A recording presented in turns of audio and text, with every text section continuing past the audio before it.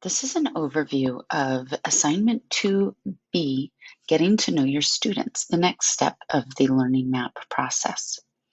So now that we've already established the standard that you're teaching to and some skills and tasks they'll do, as well as the goals and objectives that you already did this week, it's time to really focus on how we're going to teach. And we can't really understand how we're going to teach unless we fully understand who it is we're teaching. So that's the purpose of getting to know your students. We want to build lessons around the strengths and assets of our students. So when you go through your credentialing process and submit to the state of California, you'll have to show that your lesson plans align to the needs of your students. And by completing this document, this will help us. So you're basically, if you're in a classroom now or supporting a classroom now, you can use those students. If you have any teacher friends or anybody that's a teacher, you can kind of borrow those students. Or if you're completely out of the contact with anybody in the classroom, maybe just find some family friends or some people that you can use. Also, if you've used a previous class in if you've used Sim School in a previous class, you can sign in and use those groups of students as well. So here you're just basically going to, please, in complete sentences, answer these prompts. So now that you've identified those goals and objectives based on your standard, what prior knowledge do students have? So what have they already done that's going to help this lesson? Then you're going to list their CELT or LPAC levels. Do you have any students that are learning English? And if so, what level are they at? Cultural resources or funds of knowledge, as well as linguistic resources and funds of knowledge.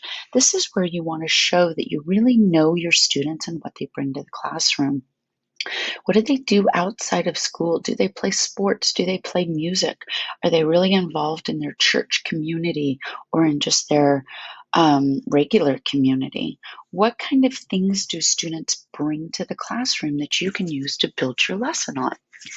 And then down here it says prior experiences, interest related to the content. So this is where we start thinking about how you could build on those experiences and interests and assets in this lesson.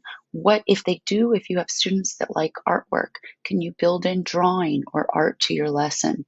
If students are into video games, can you somehow gamify or make it your lesson like a game? So these are just some ideas in your brainstorming. What you see you might build. Remember, we haven't built the lesson yet. That comes next week. But what you might build into your lesson, actually, I think it's week 4. But what you might build into the lesson that's based on what you've learned from the students, and then behavioral expectations. Will you model and expect?